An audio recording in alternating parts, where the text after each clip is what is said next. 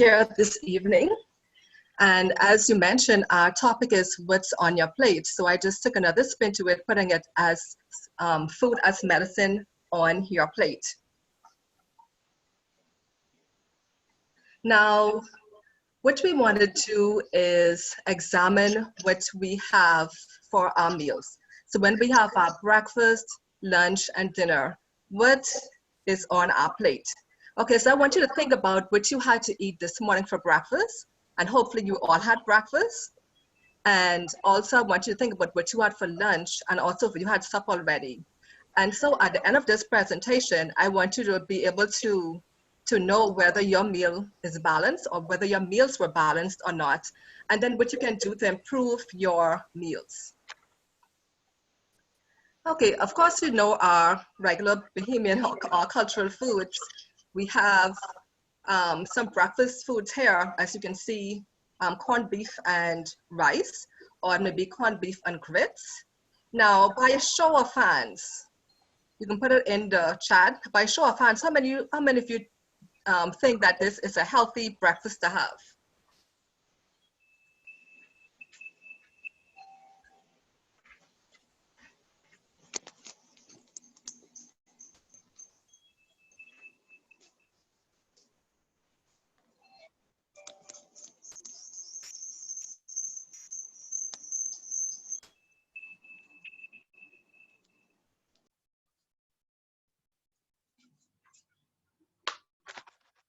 Okay, let me see the results. Nobody voted?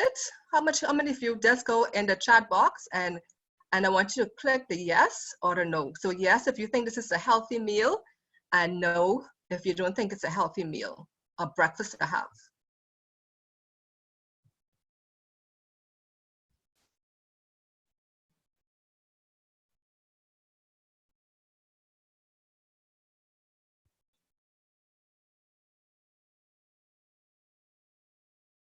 Okay, so far I see there are 3 no's. Now make sure you click in the right place. So right at the bottom, you will see yes, no, go fast, go slower, more, clear all. That's where I want you to vote. Okay, so we're gonna look at some more meals. Tuna fish and grits. I call this the Bahamian national breakfast. And this is something that you can find in almost every home or any breakfast place. Tuna fish and grits, and when there is pear season, they normally would have some pear with it. And sometimes people eat a slice of bread with it also. And here are some more meals, sardine and grits. Sometimes there's egg. And also like a combination, some persons may have corned beef and sausage and egg.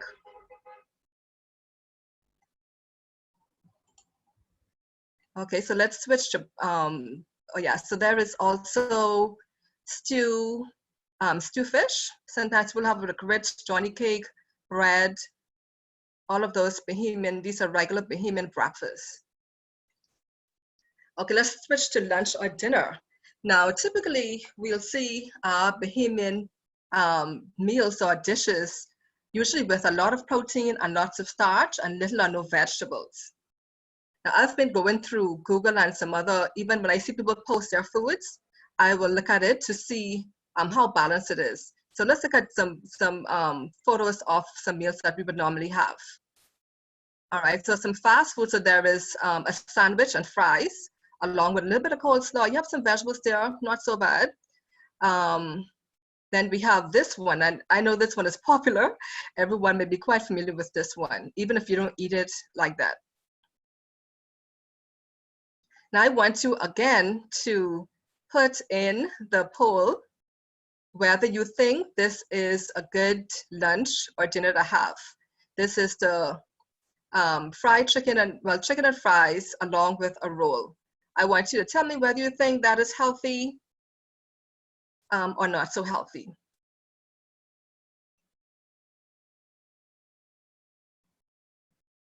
Okay, so I see more no's, 6 no's and 1 yes.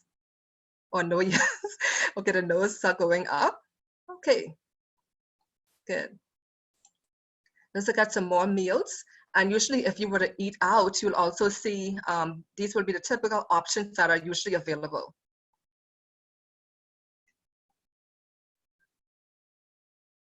Another one, chicken and rice, coleslaw, and beets. So this one is not too bad.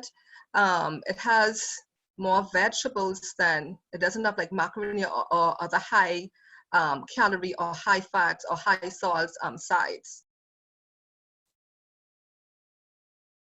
And here's another typical one.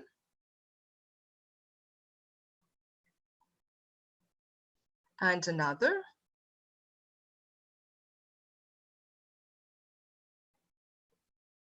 Okay, let's switch to beverages.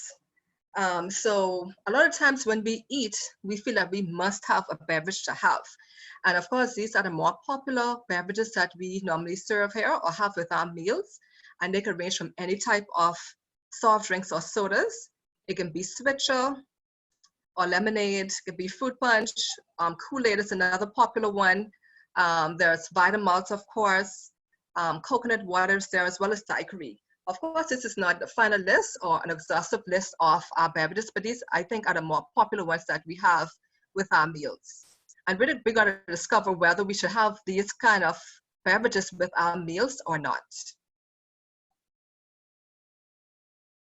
Okay, now, what is the purpose of food?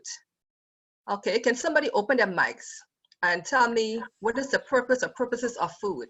Why do we need food? To provide. Good night, everyone. Nutrients. To provide nutrients, yes. Energy. Energy, It's supposed to nourish our body. Very good. And it's supposed to be our medicine. Yes, I love that last part. It's supposed to be our medicine. Okay. Yeah, so food is not just about satisfying a hunger. It's about ensuring that we actually choose the right types of foods to adequately nourish and strengthen our bodies.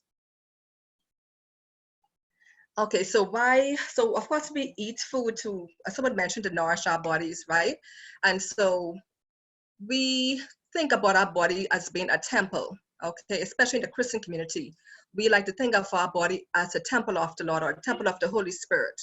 All right, so if the Holy Spirit is supposed to live within us, we have to make sure that we put things in our bodies that will, cause him to be there, cause it to be a place where it is pleasurable for him to be.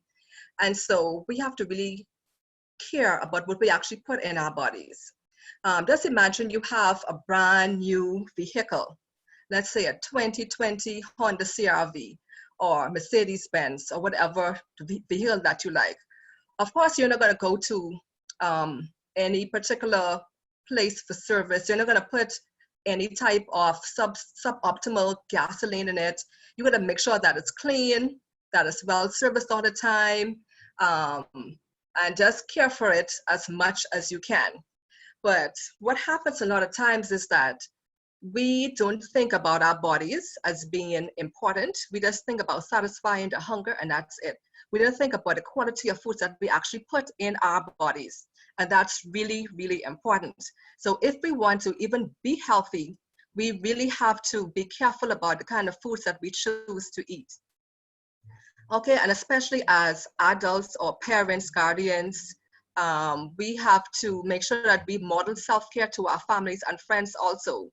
And of course, if you have children, you want to make sure that they are actually eating healthy and that the whole family is healthy. And of course, we know that good nutrition also helps you to enjoy a good quality of life. Yes, we want to enjoy life. We want to live until a ripe old age, but we want to live to reach that ripe old age in a healthy way rather than in an unhealthy way where we always have to be probably going to the doctor or to the hospital, having to buy medication. Sometimes we may have disabilities. We don't want to reach to that stage. We want to have a long, good quality of life. Okay, so we want to recognize our bodies as a temple, as I mentioned earlier. So we want to be careful how we treat our bodies. So that's what we put in our bodies as well as on our bodies. And then we have to guard the avenues of our body and soul. So even what we see, what we listen to, what we read, what we touch, all of those are really important. And so our action goal is, I will treat my body as a temple. And I think once we have this set as a basis, we will actually look at treating our bodies in a whole new, in a really good way. And we'll actually make those choices that will actually promote our health. Okay, so when it comes to making choices, or to making changes rather, of course, we've been doing it for eating a certain way for years and years, and now it may have gotten us to be sick, or we may look at how other people are eating and how it is making them sick. And so behavior change doesn't come very easily, okay? And so one thing we want to do is to pray and ask God to give us the power to make healthy choices, or to make changes that would help us to be able to make those healthy choices. Okay, another thing we want to do is we want to learn about healthy eating, all right? Ignorance is not bliss, all right? We have no excuse for ignorance now. There's a wealth of knowledge out there. And so the same way we go find out other information on internet, we could go and learn about foods too. But of course, we want to be careful about certain websites, because there is a lot of misinformation also out there. So you want to make sure that you find credible websites to get your information from. And of course, we have a lot of professionals right here in Nassau in the Bahamas, who you can get good, sound nutrition and health information from. And so you want to learn about food and how it affects your children's health. This should be an entire family's health. And also you want to put that knowledge into action. It's no use having that knowledge in your head about what healthy food is, what healthy foods are, or about nutrition. You want to make sure that we put it into action. And then also after that, we want to share it to help others, because we want everyone to be healthy and enjoy a good quality of life. Okay, so this is a proverb, an ancient proverb. It says, when diet, one second. Okay, so when diet is wrong, medicine is of no use. When diet is correct, medicine is of no need. So from this statement, we see how really important diet really is to our health. And I like to say it's the foundation of our health. And so now let's look at how food acts as medicine. So 6 ways here. Number 1, it decreases and controls inflammation. It balances our hormones. It alkalizes our bodies. And of course, we know disease cannot survive in a body that is alkaline. It also helps to balance our blood sugar. It detoxifies and eliminates toxins, and it also improves absorption of toxins. So it helps the body to get rid of the toxins so that it wouldn't get us sick. And so we have some substances called antioxidants, all right? So these are substances that can stabilize or deactivate free radicals before they can attack healthy cells. So we find antioxidants only in our vegetables and our fruits. And of course, just imagine persons who don't like to eat vegetables and fruits. They leave their bodies open for contracting or developing a host of illnesses.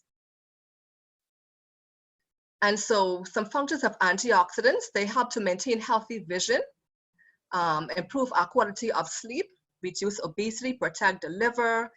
They also have an anti-aging effect. They help to maintain good dental health, also improving our reproductive function, and a host of other benefits. So these antioxidants, these almost act like a defense force in our bodies along with our immune system. So these are some anti-inflammatory foods, and as I mentioned, they're mainly plant-based foods. And you may see this piece of fish on here. The fish has in a lot of omega-3 fatty acids, and omega-3 fatty acids, they actually help to promote our health, especially good for our brain and our heart, our nerves. And also you can get, if you don't eat fish, you can get your omega-3s from flax seeds and other nuts and seeds. And these are some antioxidants that you'll find in different foods. These just are the more popular ones. So we have lycopene that's found in tomatoes. We have hesperidin from lemons, allicin and garlic. And garlic is one of the top antioxidant foods that is especially good for our immune system. So make sure you get some garlic every day. Now, if you take aspirin, try not to take too much garlic. And also if you take blood thinners, you have to be careful about how much garlic you actually take, because both of them acting, they may cause your blood to thin too much. And from carrots, we have beta carotene. Walnuts, we have the tocopherols. The black grapes, we have the resveratrol, and also our sea grapes. I believe we get resveratrol from those as well. And turmeric is a really popular one now. The antioxidant in there, or the active substance, is curcumin, and it's really showing a lot of benefits in terms of promoting health. And also from our onions, we have quercetin, and broccoli, glutathione. All of these are really, really good. Okay, so this slide shows two sets of foods. One on the left-hand side, they are the ones that eliminate inflammation, and the ones on the right cause inflammation. Now, of course, we don't want inflammation in our body, so we want to avoid the processed foods, or the ones on the right, as much as possible, and eat more of the plant-based foods, which have a whole lot more antioxidants and other good stuff that the body actually thrives on. Okay, so what we're going to do now, we're going to look at our different food groups and see the health benefits, and we can see how also we can make the best food choices from these particular groups. Okay, so the first one is our carbohydrates, all right? So these are, or this is our gasoline or fuel for our bodies. So we want to choose a complex carbohydrates, and these provide lots of vitamins, minerals, and especially fiber. And so these are foods like whole grain breads, pasta, starchy vegetables like cassava, potatoes, also corn, plantain, all of them are in this particular group. And so when it comes to this group too, you want to choose the ones that are closest to nature. Okay, the ones that are highly processed and refined, they hardly provide any nutrition or any benefits to our bodies. So any white foods, we want to just take away from our diets, all right? Because they actually promote inflammation or cause inflammation in our bodies. And so we want to stay away from them as much as possible. And even with eating, let's say white bread, for example, as compared to whole wheat, the whole wheat one would actually fill you up more quickly as opposed to the white one. The white foods you have to eat more to feel full. But when you eat the whole grain foods, they actually help you to feel satisfied with smaller amounts. And they also provide you with a whole lot more nutrition. So always opt for the whole foods when it comes to your carbs or the complex carbohydrates. And so just to show you an example here, well, an illustration. So we have the grain. So let's imagine this is a wheat grain, all right? So it's a whole grain. It has the bran, the endosperm, and the germ. And after it's been processed or refined, all we end up with is the starch or the endosperm. Okay, so we have basically no nutrition when the grain is refined. So we always want to choose the whole grains. And so here are some foods. So this one is oats. Now oats is by far one of the healthiest cereals on the market. I usually say it's the least contaminated one because it doesn't have anything really added to it. And so that also makes it versatile. So you can add your fruits, your nuts, cinnamon and different spices to your nuts. And you can have oats in so many different ways. So you really wouldn't get bored. And then we have some other grains there. We have quinoa, we have whole grain pastas, breads, waffles, muffins. So make sure to choose whole grains carbs. And here are some other examples. We have our root crops. And of course, our root crops, we really undermine them a lot. All we like to do is either put them in a soup for the most part or make fries. Okay, so when we actually have them in different ways, so the thing is we want variety in our diet, not just eating the same thing over and over again. And one thing that Bahamians feel like they can't do without at each meal, or especially for lunch and dinner, is having rice. You don't have to eat rice every day. And then the thing is we like to choose a white rice. So I want to encourage you and challenge you to use more brown rice or wild rice rather than using white rice all the time. And if you get in a position where you can't really, let's say someone give you some white rice, or you can't afford the other types of rice, at least add some peas or beans to make it more nutritious. Okay, so these are some ways that you can prepare your root crops. And then there's waffles, make your whole grain waffles. And of course, in terms of the toppings, just don't use that commercial syrups. You can make your own toppings to go on your waffles or pancakes. So top them with fruits. Peanut butter is another good topping for them.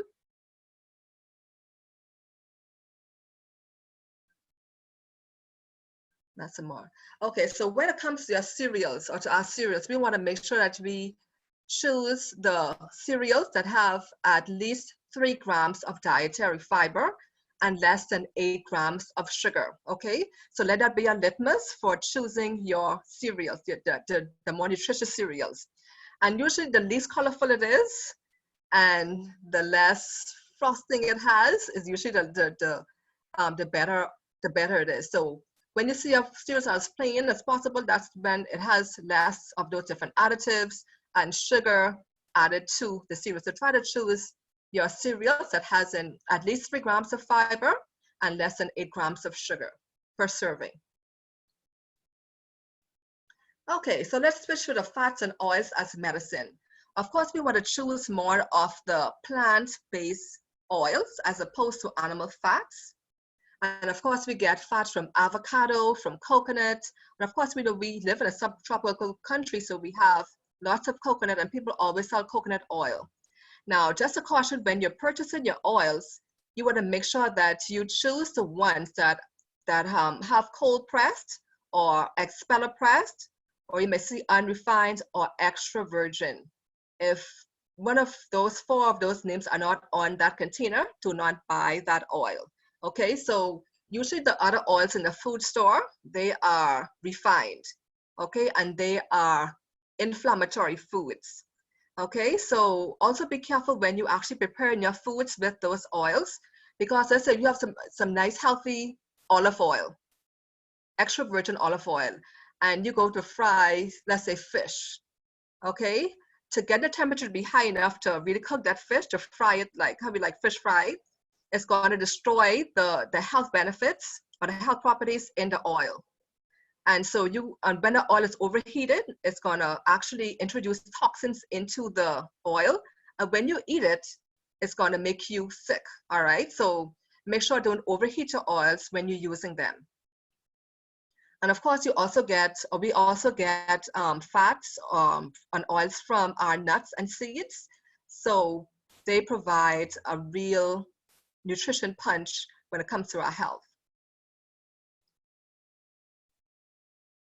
So we want to use, of course, a variety. Well, this is nuts and seeds as medicine. And of course, these have a lot of healthy fats in them. And they provide a lot of nutrition. They're especially good for our heart and our brain. And so make sure that you want to make sure that you get sufficient. And also they also are part of a lot of our hormones in our bodies. So you want to make sure that we get some nice nuts, like 2 handfuls a day. It should be quite sufficient for the average person. And if you're a vegetarian or vegan, you may need a little bit more to make sure you get sufficient protein.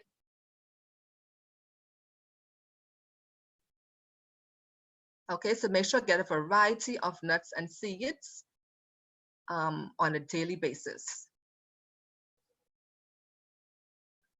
And there are so many different varieties. Now I know peanuts is one of the most popular nuts in the Bahamas, but the thing is, we're gonna make sure to try to get some other ones as well.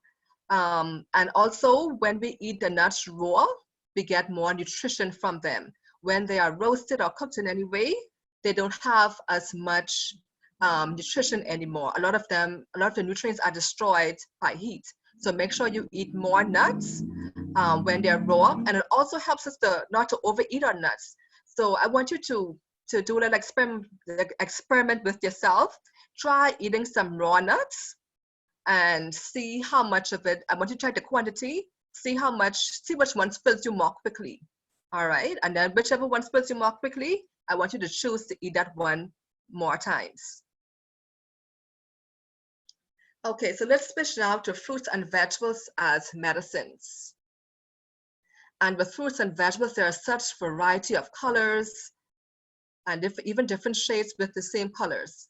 So when we have our fruits and vegetables now, of course, we have the white ones, and of course, all of them have different health benefits and nutrients. The white ones, especially, they strengthen our immune system. The red ones are good for our blood and our heart health. The green ones are really important for detoxifying our bodies. The yellow ones are for keeping our skins nice and elastic, so that's less wrinkles. And the orange ones are for preventing cancers. The purple ones are for helping us to live longer. So we want to have a variety of different colors every day. So every time you have your meal, make sure you have a variety of colors, whether it's fruits or vegetables on your plate. And of course, we want to emphasize or even promote our native fruits. And a lot of them are in season now with summer. So we have a lot of fruits out. So I know some sea grapes are not quite out yet, but I know some trees, they're actually full. They have actually started to ripen.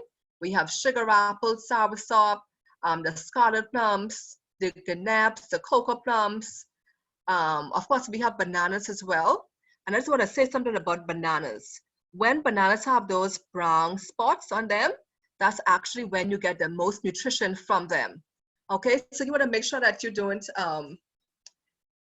in order to get more maximum benefits from your banana, eat the ones that has the brown spots. Now, it doesn't mean that they're rotten or overripe. That's how the food store labels them as being overripe, and that's actually when they're actually cheaper. So that's a plus for you. But make sure when you're purchasing your fruits and your vegetables, make sure they have no bruises or rotten spots, because that's when the nutrient quality starts to decrease. And so if you were to buy a banana, let's say a bunch of banana, and let's say if it's bruised, it's going to ripen very quickly, and even though it hasn't the brown spots in it as yet. So make sure to examine your fruits and vegetables really well before you purchase them in order to get the maximum nutrition from them. Okay, we also have guavas, canaps, papayas, and of course the mangoes, which are in season now. Also coconuts is there. So coconut is actually a fatty fruit. And also avocado is a fatty fruit. So these, of course, as we saw earlier, these are in the fat category. Okay, so you can even freeze your fruit sometimes if you want to have a little treat. So you can, if you have like a blender or machine, you can actually just put your fresh fruit in, just let it spin a little while, then you can put in different shapes. Or if you want to just wash and put your whole fruits in there and have it also, that is quite fine. And instead of actually choosing pizza, a lot of times when you have your parties, you can actually make a fruit pizza. And it's much more prettier, it's more vibrant in colors and much more nutritious for us. And you can put them on the skewers, and people can just pick it up and just eat it just as it is. Okay, here are some more ways to prepare your fruits. Or you can just eat the fruit whole just as it is. I don't know if any of you have ever tried apples and peanut butter, but for children especially, it's a really good snack to have. That may sound kind of weird, but apples and peanut butter taste really, really good. And you, especially put some cinnamon on it, it even heightens the flavor even more. And for children, for parents, what you can do for your children as well, or you can do it together, you can actually do your fruits in different shapes and sizes and put different colors together. You can be artistic and really creative. And this actually helps children to eat the fruits more. And in terms of the presentation also, if you were to give your child, let's say a 3-year-old, an apple to eat, or a whole apple, that child may 2-to-1 may take 1 or 2 bites and leave it just like that. But if you cut it up and make it into a bite-sized treat or part of a meal, that'll be much easier. And the child will actually have more, they'll actually eat more than eating a whole apple. And also remember too that their teeth are not quite fully developed to eat those hard fruits, rather actually to bite into those hard fruits. So we want to cut them up and make them finger foods for the children. Okay, these are just some other ways to enjoy your fruits.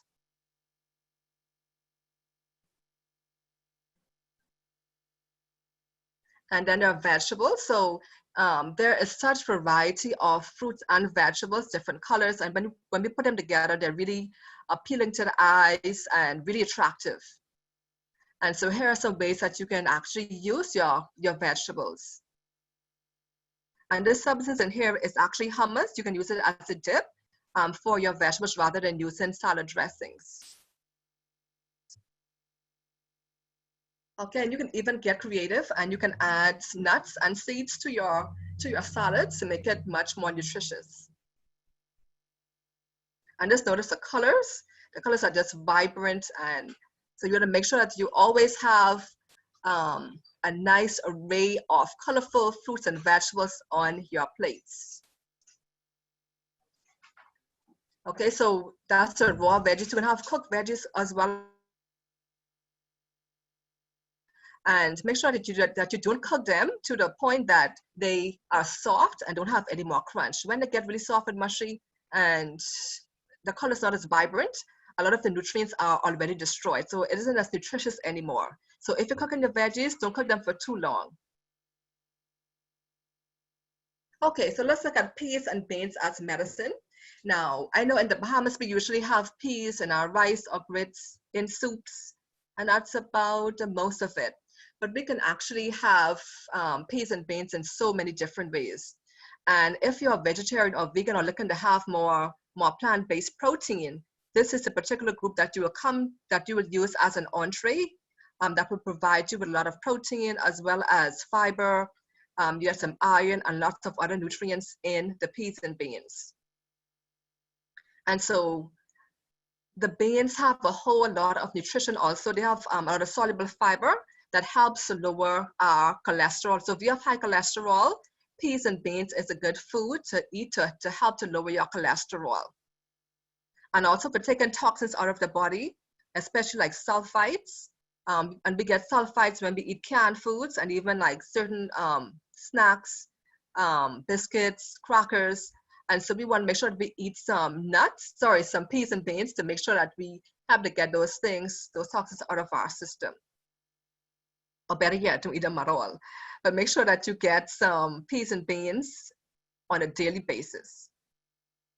And so you can have them in your salads. You can saute them with veggies as an entree. So basically the same way you prepare your meats, you can prepare your beans partly the same way.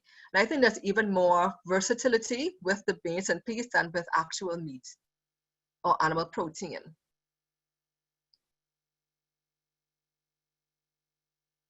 And just to give you a quick recipe, these are garbanzo beans or chickpeas. So what you can do once they're done, you can just mash them and prepare them the same way that you prepare tuna fish. And you can have them with your grits or your bread, with your salads, whatever you want, whatever you eat garbanzo beans with. Whatever you eat tuna fish with, you can have that garbanzo bean salad with.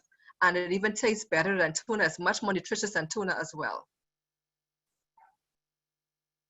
All right, here are some more ways to prepare or to use beans in your meal preparation. So some more dishes. And the black beans, especially the black beans with avocado and tomatoes, is really, really, really tasty. So it's almost like making a conch salad, but without the conch. So you're using the beans and your other herbs with it. And especially that's an herb called cilantro. It has a really nice flavor with black beans and tomatoes. Well, that whole dish right there is really, really tasty.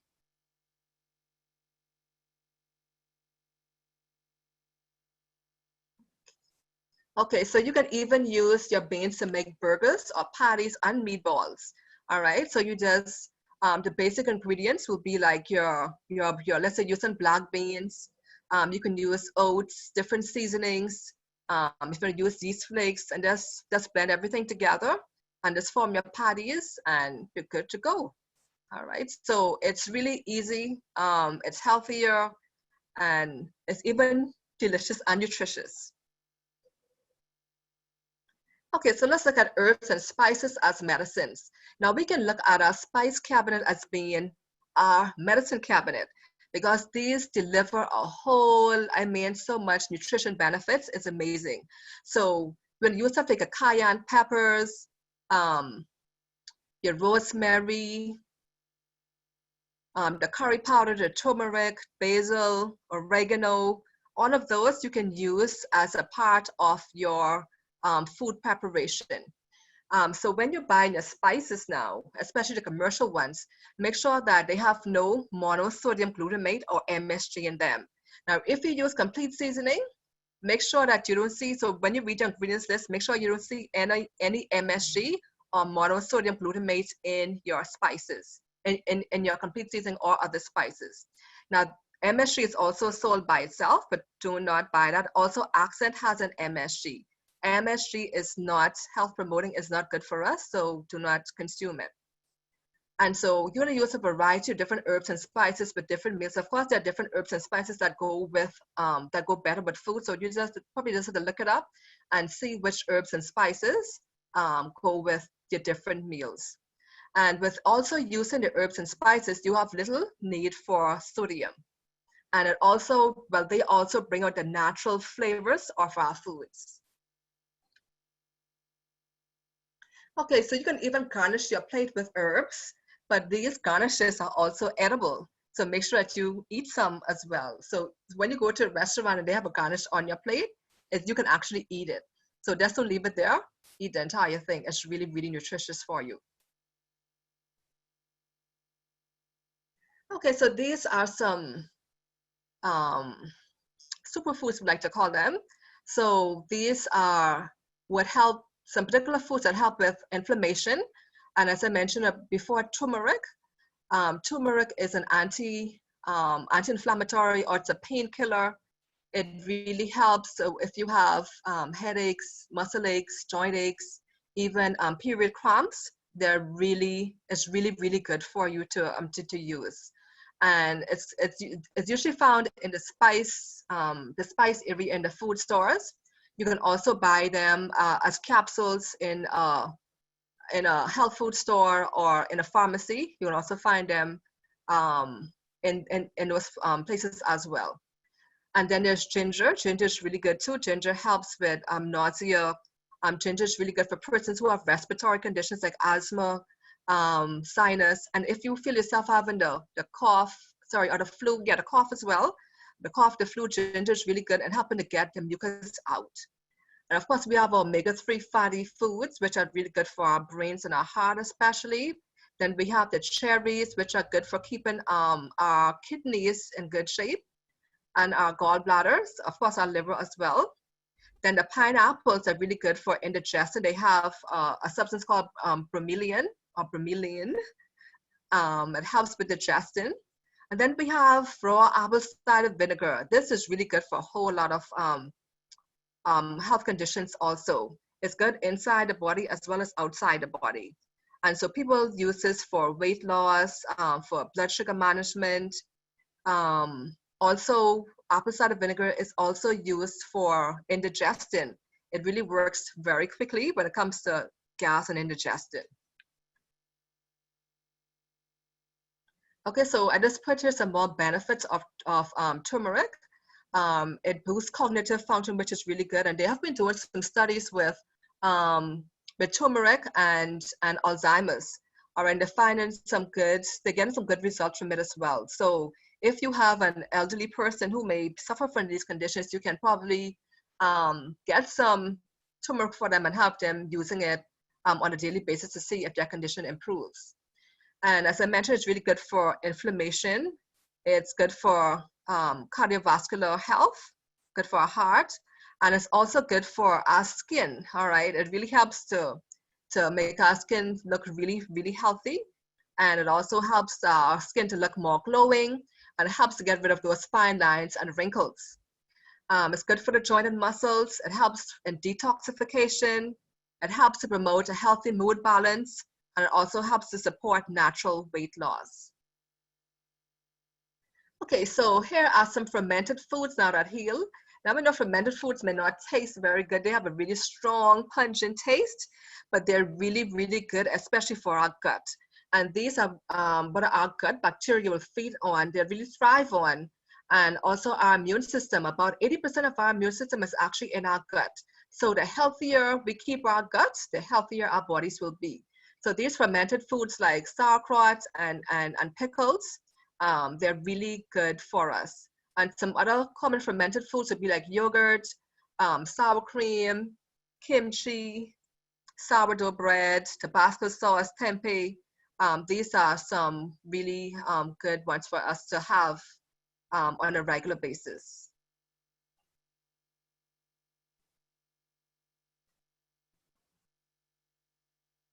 Okay, so here, so we have three.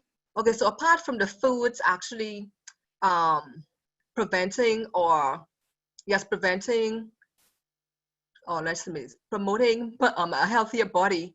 So we want to eat more of those foods, more of those antioxidant foods that actually help to fight inflammation. And we want to eat less or none of the foods that actually cause inflammation. And other habits also we want to reduce that cause inflammation. To reduce inflammation will be moderate exercise. We want to keep active. And also we want to, we can reduce stress via meditating and also staying at our recommended body weight. Okay, that's really, really important because the more excess fat our bodies have on it, our health is not gonna be as it should be.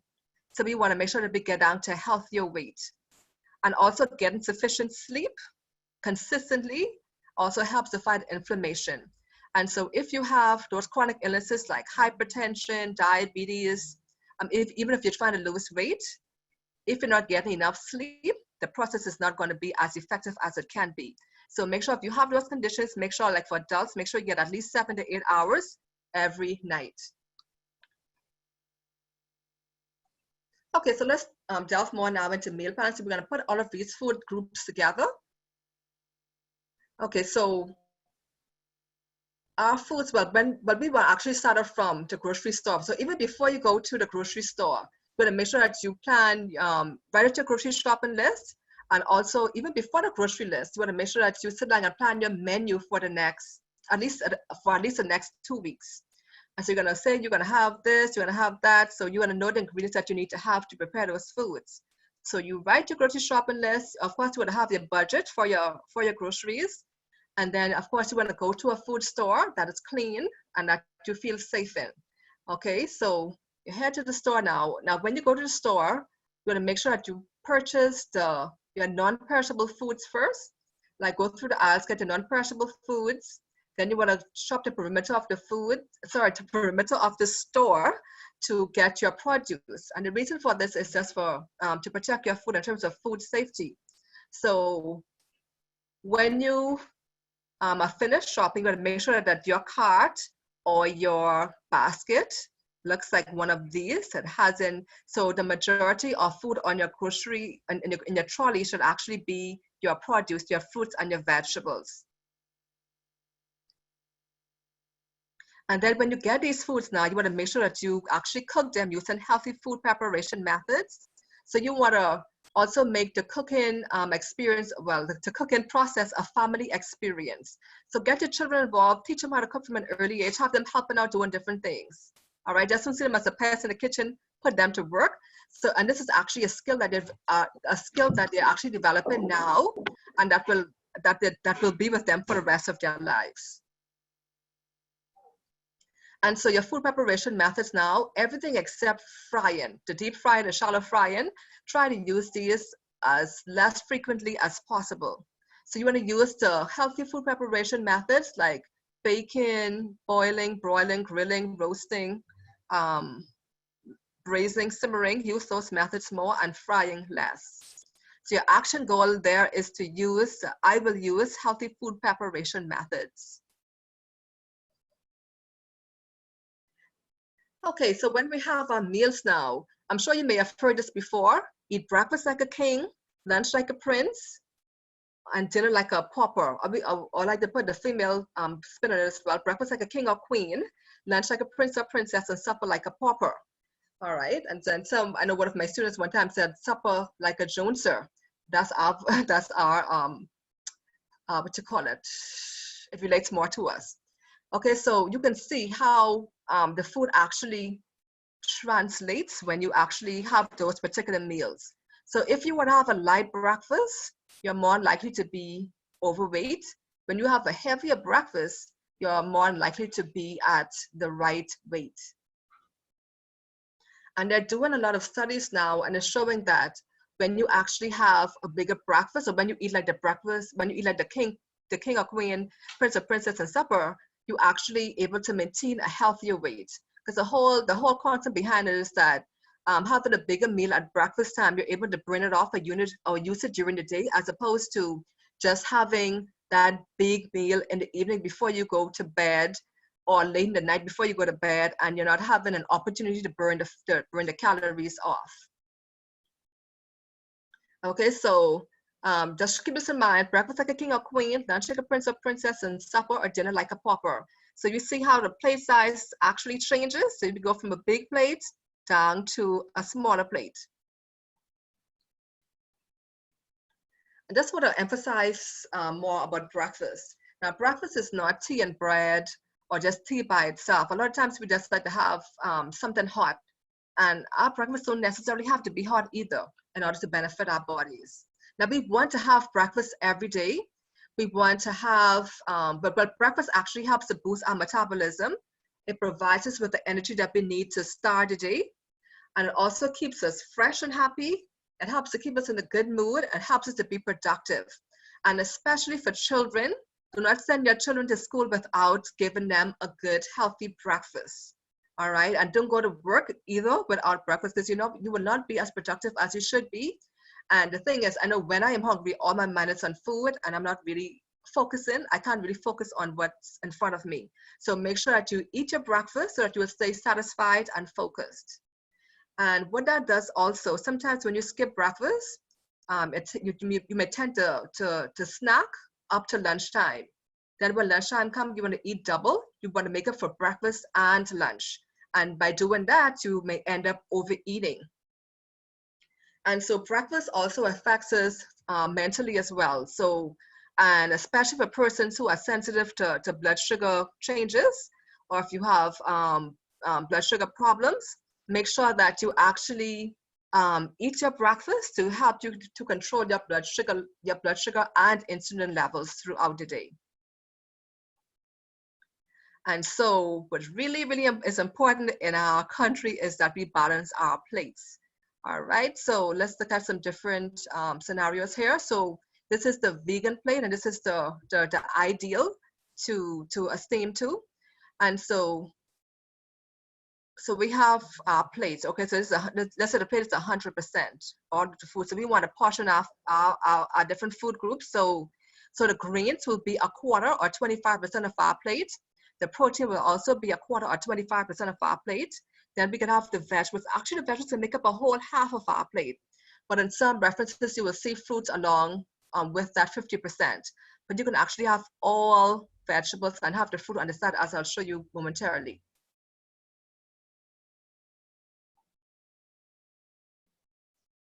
Okay, so this is another example here. So but the size plates for adults, for teenagers and adults, we want you to have a 9-inch dinner plate.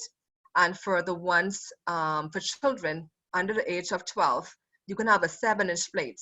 Now, what I want you to do as your homework, right after we finish, I want you to go and measure the plate that you would normally eat out of. Get a tape measure or ruler and measure your plate from one end to the other and see what size your plate is. As I mentioned, under 12 should be 7 inches, and 9 inches should be for teens and adults. That's over 12 years.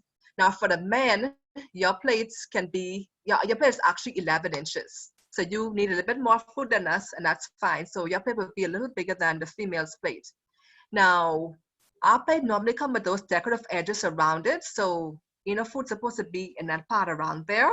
The food should be within that area. So you see the black dashes, the black circular dashes around, that's where the food should be in the plate. There should be no food hanging out of the plate.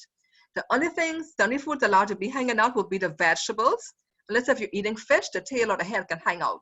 So that's fine. But make sure all of the other food is in that area. And make sure the plate is also not heaped up. Make sure it's nice and level. And so here's another plate here. So we have half vegetables, a quarter starch, and quarter protein. Now you can use actually a hand to sort of guesstimate your portions as well. So if you were to boil one fist, that takes up about a quarter of your plate. So you can look at your fist, it's just one fist. So that's the amount of starch you need at that one particular meal. Your protein would be your palm without your fingers. And it'll also be the thickness of your hand. All right, so that's the amount of protein you need per meal. And then we have the half of vegetables, which are your two hands open and pulled slightly apart. Now we need a whole lot of vegetables because vegetables have a lot of water, and this makes the nutrients spread over a larger surface area.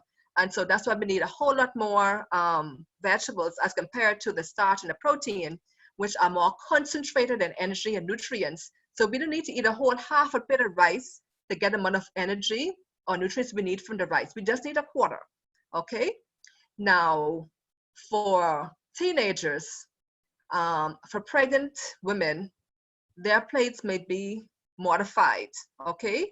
So especially the pregnant woman, when she comes up to about 7 months, the plate is going to change to a third starch, a third vegetables, and a third protein, okay? For teenagers, especially the athletes, they would need about the same as a pregnant woman in terms of the distribution of the different foods. And for everybody else, we normally need this amount right here. And you see a fruit on the side. So fruits are actually best eating on an empty stomach.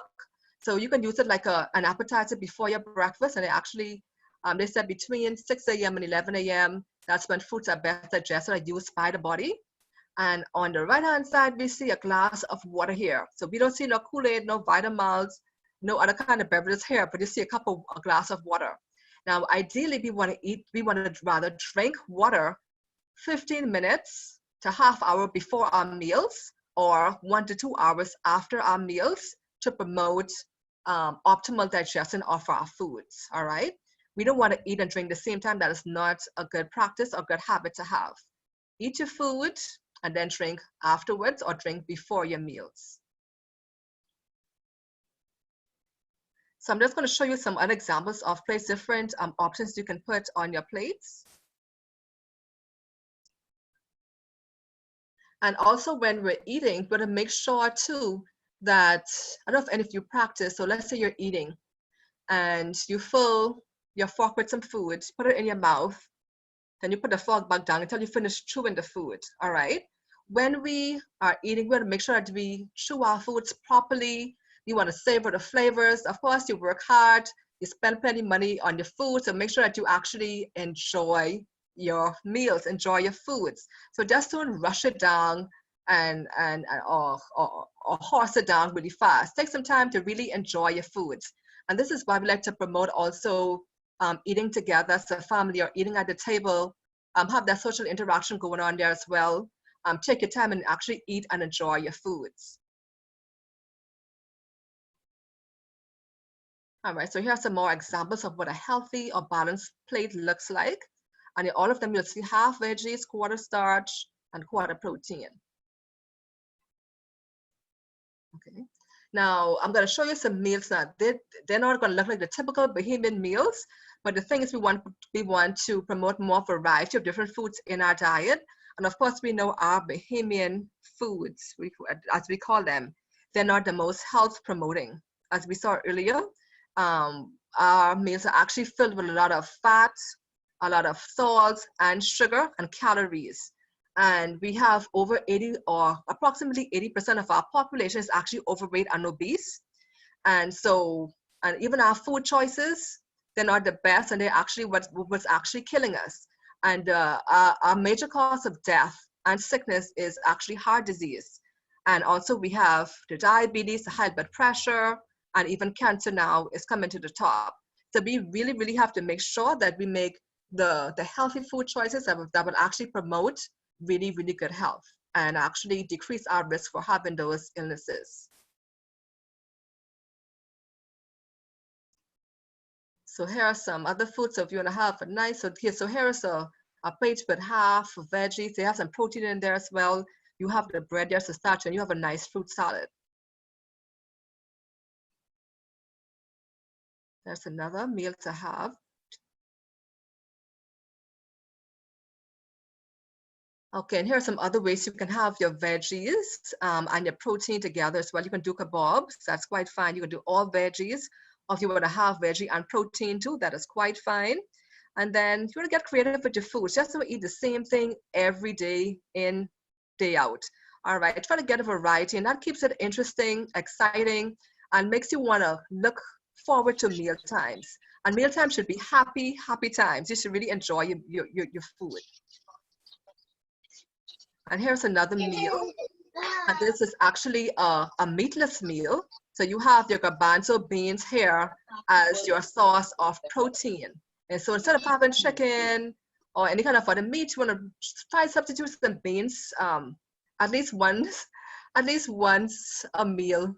Let's say once a day. All right, try go with meatless for at least one meal every day. Then as you get used to it, then eat less meat. But the meat actually promotes excessive amounts of meat actually causes cancer and different health conditions. So we're going to eat as less meat as possible. So even if you still eat meat, we want you to choose or to eat more plant foods, especially eat more vegetables. And vegetables are the fruits. They're actually one of the most under-eaten foods in the Bahamas also. Okay, so you can use wraps as well. You can use the tacos.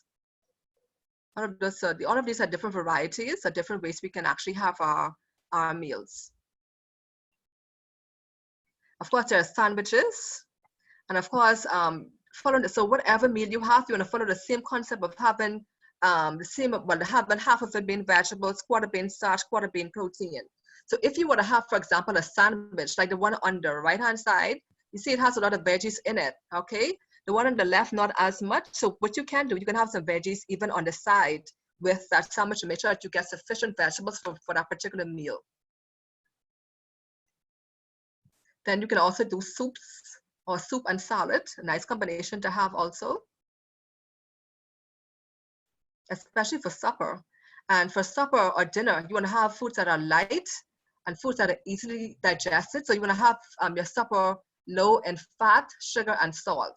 Okay, so it actually promotes better health, especially digestive health, and it causes you even to get a better or to have a better sleep, as opposed to going to bed on a full belly of food.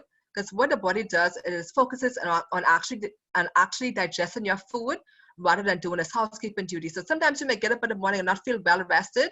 That's because the body ain't had a chance to rest. It was up all night digesting a big plate of food before you that you had before you went to bed. So make sure your dinner or supper is the lightest meal for the day. Remember that we want to have supper or dinner like a Popper or like a Joneser. And also I know we like to have a lot of pizzas too. So we can actually make our own pizzas at home. And also, or even if you buy a pizza out, we're going to make sure to have pizza as part of a balanced meal. All right. So that means that we want to add vegetables when we have pizza. Now I know it ain't popular to have no salad with no pizza. We like to have the cheesy bread or the wings or some other foods. But when you actually have the salad or veggies with it, it makes the body actually is able to digest.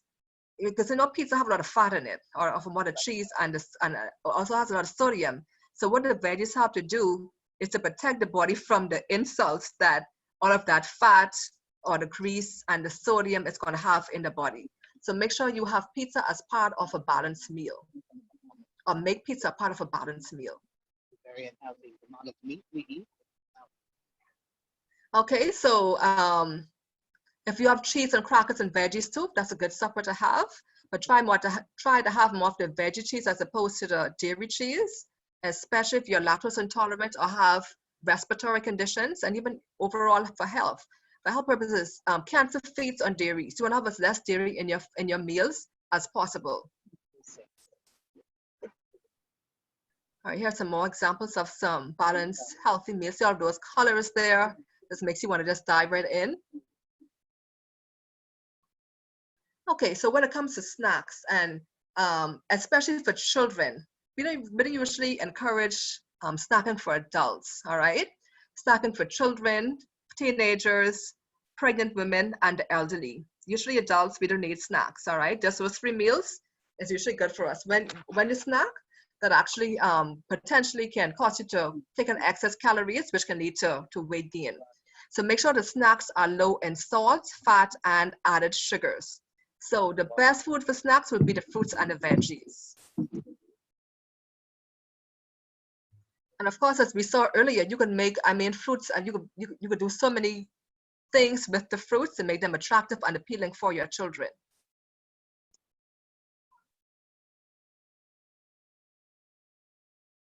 Okay, so these are some good whole grain snacks and nuts or like a trail mix to have also. So these will also make good snack choices, but make sure if you're buying the commercial ones, make sure you look at the sodium content to make sure it's not too much, or the child is not having too much sodium, or honestly even other persons in the family also. And of course, we want to we don't promote junk foods, all right? Too much fat, salt, sugar, and calories. Any nutrition in there for the children, just give them a spike in energy and then that drop. So we don't want that happening. We want our children to be healthy. So try avoid giving them junk foods, especially now that school is out and they're home more. Don't go buy just a lot of chips and cookies and those other foods for children, because they're actually, you do more damage or more danger to your children by giving them those types of foods. Desserts. I'm sure all of you like desserts. Most of us like desserts. Now, when we're having desserts, try to have desserts as part of a meal. Okay? Don't go and cut a slice of cake and eat it just like that by itself. That's not health promoting, all right? That's going to cause a serious spike in your blood sugars, especially if you have diabetes. So you want to make sure if you're going to have any kind of cakes or whatever dessert, have them as part of a meal and not as a meal, okay? Then you're going to have other healthier options of desserts. And you can even modify your recipes to actually be healthier. So they'll actually be better choices for desserts rather than the ones that are really high in sugar, that have a lot of milk or dairy in them. So try to choose, even if you can actually look up recipes rather that have more of plant-based ingredients rather than the animal-based ingredients, especially when it comes to dairy. They're much more health promoting. And they're also tasty. Okay, so when it comes to beverages, now we're going to make water our top priority, all right? So make sure you drink enough water, especially now that it's hot. Make sure you drink enough water to stay well hydrated. And also, if you have those chronic illnesses like diabetes, you want to stay hydrated to keep your blood sugar levels. It also helps to keep your blood sugar levels under good control. So make sure you drink water to stay well hydrated and still to feel well and for your body to function well.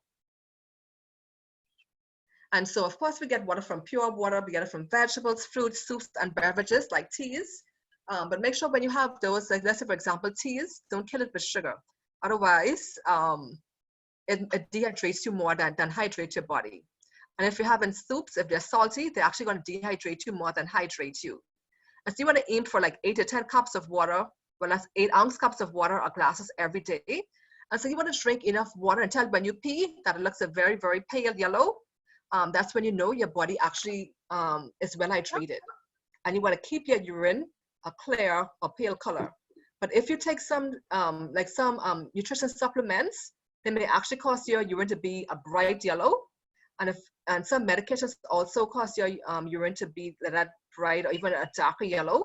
But whenever you're taking supplements, make sure that you always drink plenty of water. Also, when you take medicines or medication, pills, whatever, make sure you always drink plenty of water. And so you can find a water. I know some people like the room temperature, some like it cold, but try not to drink it too cold. Try to drink more of the room temperature one or the slightly chilled. And you also want to establish a water routine intake. you can actually download a water app on your phone to actually remind you to drink water if you tend not to remember. But what you can also do is have like a water tracker to see how much water you're actually consuming for the day.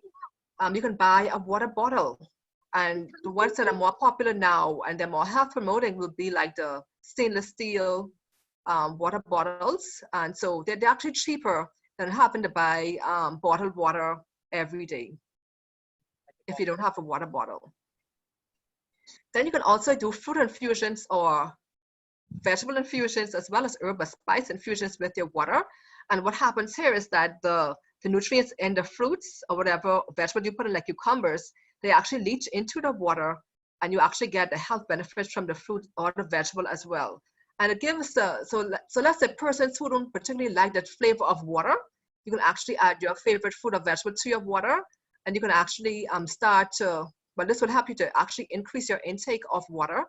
And as time goes on, it can get you closer to drinking pure water without having to add these into your water. But doing this every now and then is really good, especially now during the summer. They're really refreshing. And even instead of getting or using the juices or sodas, these are much better option, better alternative to drinking those sugar sweetened beverages. Okay, now when it comes to juices, and particularly commercial juices, so if you want to have your own freshly homemade, your fresh homemade juices, if you have, the thing is to buy a machine that actually pulverizes or emulsifies the entire fruit or vegetable. Okay, but doesn't do that, you're not getting hardly any benefits from having the fruit or the vegetable. Now, if you're having commercial juices, of course, infants 6 months and older, they can have no more than 4 ounces a day. Of course, infants under 6 years old should not have, under 6 months old should not have any fruit juices. Children 1 to 6, limit to 4 to 6 ounces a day. Children 7 to 18, 8 to 12 ounces a day. And adults, we shouldn't be having any juices. We should actually be eating the whole fruits. So if you want to eat it fresh, frozen, canned or dried, that's fine. But we really shouldn't be drinking any commercial juices, because the thing is, they're providing a lot of sugar. They hardly provide any nutrients once you get them commercially like that in that form. You're better off spending that money on buying whole fruits rather than buying commercial fruit juices. Okay. So you want to think before you drink. So if you're thirsty, drink a glass of water. No other beverage quenches the thirst like water. So don't forget to hydrate. Okay, fast food. When it comes to fast foods, to eat or not to eat, do not eat fast foods more than twice a week. All right, if you want to have it none at all, that's even better. All right, these are high in fat, sugar, and salt, and these cause a lot of health problems in the body. So we want to abstain from these particular foods as much as possible. All right. So if you know you have a weakness with fast food, take a different route to work or a home, wherever you're traveling, and try not to pass that particular restaurant. Sometimes you just smelling it can cause you to just drive right through the drive-through, or go in the parking lot and go in and purchase the food. All right, so try not to do the fast foods. When it comes to sugar too, this is one that we have a major problem with in the Bahamas. We eat and drink too much sugar, and we actually find that sugar is more addictive. Sugar is as addictive as cocaine. All right, and I don't know if you guys remember the blow pops. I don't see blow pops that much. Probably I just don't see them. So you have one blow pop having 10 grams of sugar. All right, and so that's actually like eating 2.5.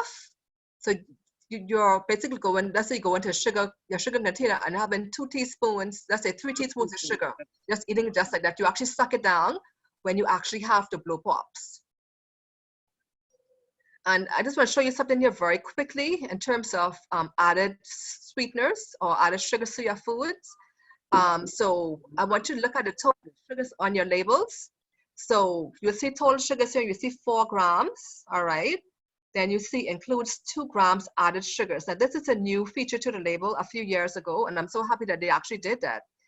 And so when you see total sugars, you just divide it by 4, whatever the total sugar is, divided by 4, and that tells you how much teaspoons of sugar is actually in 1 serving of this particular food. So in 1.5 cup of this particular food, you actually have you have 4 grams of sugar, which is 1 teaspoon. Now, don't be fooled if you buy beverages, especially, let's say a 20 ounce, let's say 20 ounce Gumbay soda. You may see, well, the serving size will be 8 ounces, but the service per container will be like probably 2.5 servings. All right. And so the serving here, remember the serving here is only in the amount here rather, is only in 1 serving of the food. And so in terms of the recommendations for sugar intake, children under 2 years old should have no added sugars in their diet. Children 2 to 18 years can have less than 6 teaspoons, as well as adult women a day. Adults men should not have more than 9 teaspoons of added sugars to the diet a day. And the less you have, the better it is. All right, so it says, eat less sugar, you're already sweet enough, or you're sweet enough already. And so the action goal here is, I will consume less sugar. Of course, we want to try to stay away from the alcohol and the nicotine, or from cigarettes, any form of stuff or substances that are smoked. All right, so the goal here is not to drink or to smoke. Because these, will they interfere with our nutrition as well? Just to give you a little, a little example here. With smokers, they have increased need for vitamin C. So smokers, especially if they don't have enough fruits and vegetables, they can develop vitamin C deficiencies. When we drink alcohol, they actually dehydrate our bodies, and they actually cause certain nutrients to not be well absorbed, especially our B vitamins. So we want to stay away from alcohol as much as possible. And so persons who have chronic diseases especially, want to make sure that your plate size is the right size plate. Okay, so this is like the prevention for chronic diseases, by make sure that we have balanced meals, and try to have as much of our meals balanced as much as possible every day. So the other part of our eating is also exercise. So we have the input being food, the output being exercise. All right, so our goal strategy is to be active. We want to make physical activity and exercise part of our lifestyles, do it for at least 5 days a week, and you want to enjoy it. All right, so make sure we're active, not just eating nutritious foods, but make sure always exercising so that the body actually uses the food much better. And so for children, we recommend that you actually exercise 60 minutes every day. For adults, 150 minutes a week, or 30 minutes for 5 days. And depending on what your weight status is, you may need to exercise more to get down to your goal weight. All right, so let's put it all together now. So of course, we want to recognize our bodies as being God's temple. So we want to treat our bodies really well. Get your nutrition information, plan your meals well. You want to shop healthily, choosing more whole foods. You want to prepare foods attractively and tastily. You want to make sure that you eat balanced meals, stay well hydrated. You want to eat with family and friends, and of course, you want to enjoy your meals. And so Virginia Woolf said, one cannot think well, sleep well if one has not dined well. All right, so eating is, food on the whole is really important for our sustenance. And so we make sure we want to do it well.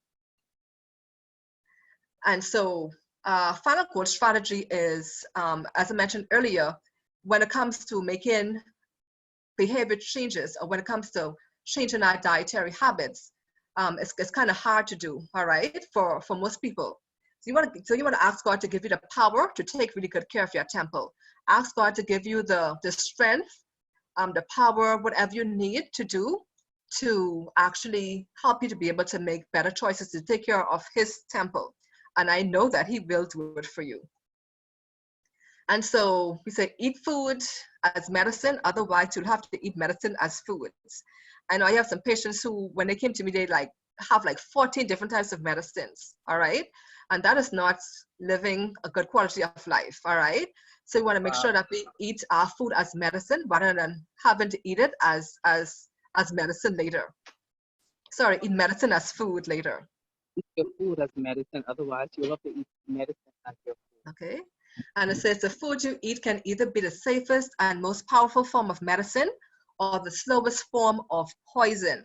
Of course, we know the foods that will give us life, food that have life in them, will be our plant-based foods. Foods with no life, of course, you see over there, those fast foods. Those fast foods have no life in them. So don't eat dead foods, in other words. So we want to eat real foods, all right? Eat real foods. I can't underscore that enough. Eat real foods.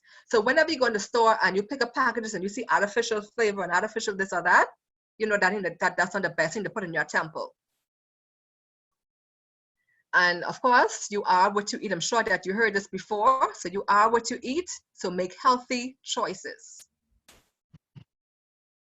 So it says your health, your choice. So however you want your health to be, that's what your choices will dictate. And it says, don't take your grave with your own knife and fork, all right? Don't commit suicide with your fork, in other words. And so Dr. Katz said, healthy living is the most powerful medicine of all. It requires no prescription and all of the side effects are beneficial. And so your challenge is to step up to a healthy plate. So as of tomorrow, or let's say this evening, we want you to start balancing your plates. We want your plates to start looking like these ones, all right? So that's your challenge. So we want you to step up to a healthy plate. All right, and so in terms of food choices to it from Genesis time, from God made us, Genesis 1:29 says, then God said, I give you every seed-bearing plant on the face of the whole earth, and every tree that has fruit with seed in it, they will be yours for food, all right? So these are the foods God created for us to eat. And even the research now is pointing to the Genesis diet, all right? These are the foods that our bodies actually thrive much better on than the man-made foods. All right, and so you want to choose to live healthy by committing to a new start. A new start is an acronym we use. We call it the 8 natural doctors. So along with nutrition, which is N, we have E for exercise, we have W for water, we have S for sunshine, we have T for temperance. So temperance means eating in moderation the things that are good for us, and abstaining from the things that are not good for us. That's like alcohol, drugs, unhealthy foods, not enough sleep, things like that. And then we have the A is for air, the R is for rest, and the foundation is trust in God. This is only through Him and with Him that we can be able to do all of the other things, like eating the healthy, or having good nutrition, drinking the water, all of those out there. And so remember, always 1 Corinthians 10:31, which says, whatever you eat or drink, or whatever you do, do it all to the glory of God. So we glorify God even by what we eat, as the Bible says clearly here. And of course, as a statement of assurance, rather, it says that I can do all things through Christ who strengthens me. That's Philippians 4:13. So if you need to type this out and print it and stick it on your fridge or wherever, you want to put this somewhere to remind you that, hey, I'm making these changes and I know I can do it because Christ strengthens me. And you want to take good care of yourself. All right. All right, so any questions? Also, if you want a copy of this presentation, I can email it to you.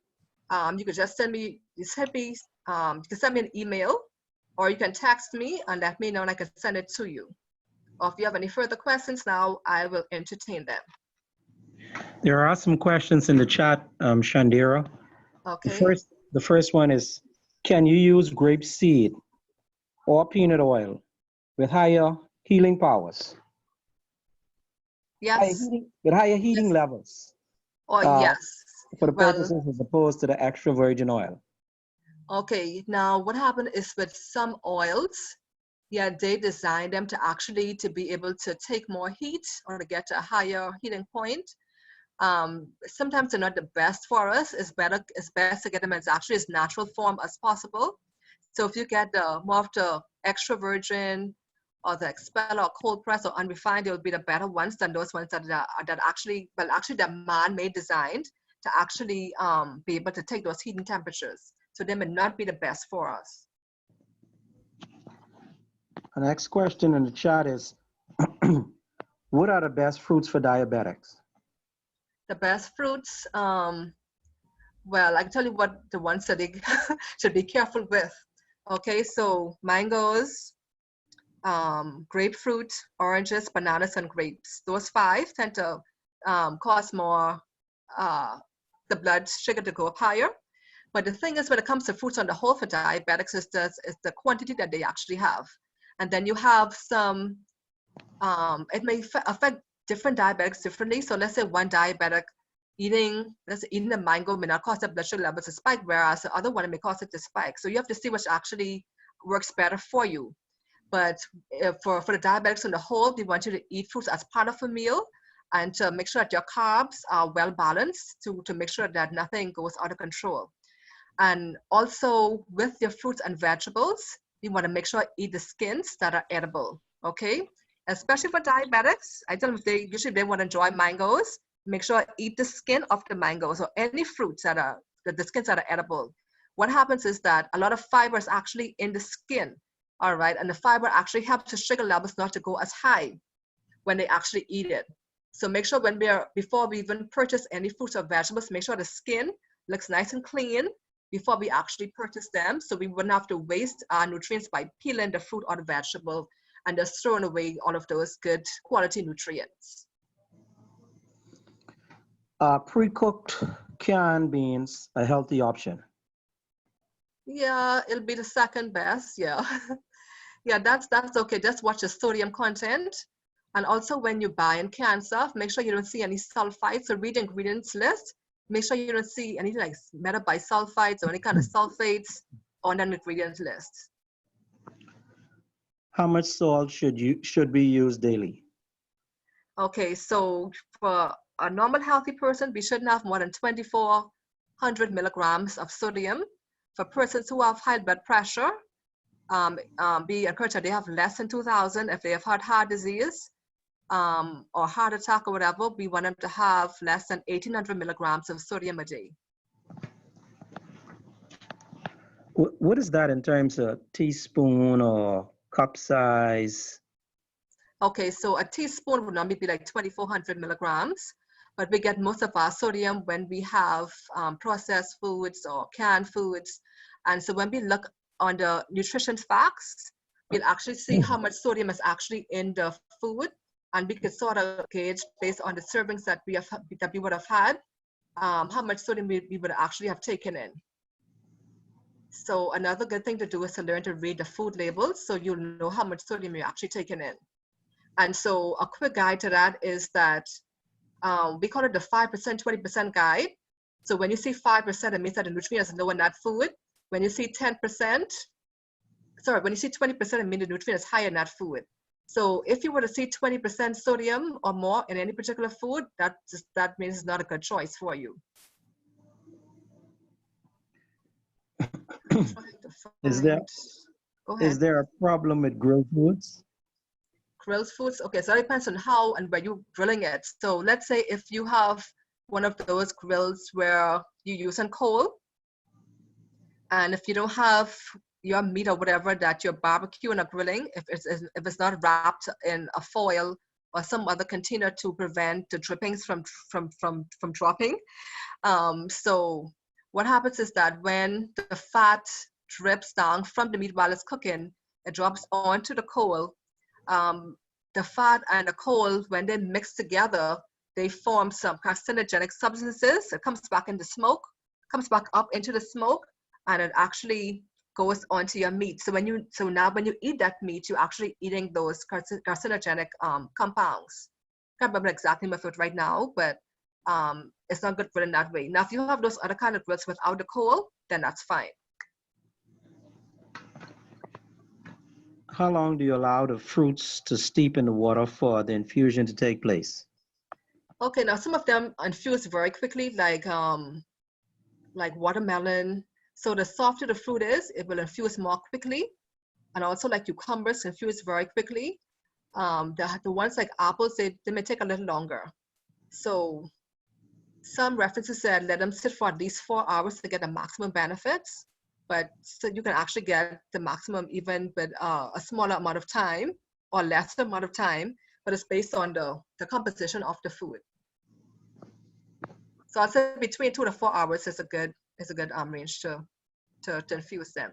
Or you could even do it overnight. That's fine too. Okay.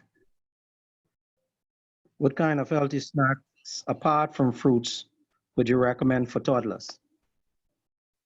But apart from fruits and vegetables, so there is some, let's see if I can find right. So they can do the trail mixes, of course, with the children. They for toddlers, and they can't chew the nuts because the nuts may be kind of hard. So you can do some nice whole grain cookies for them.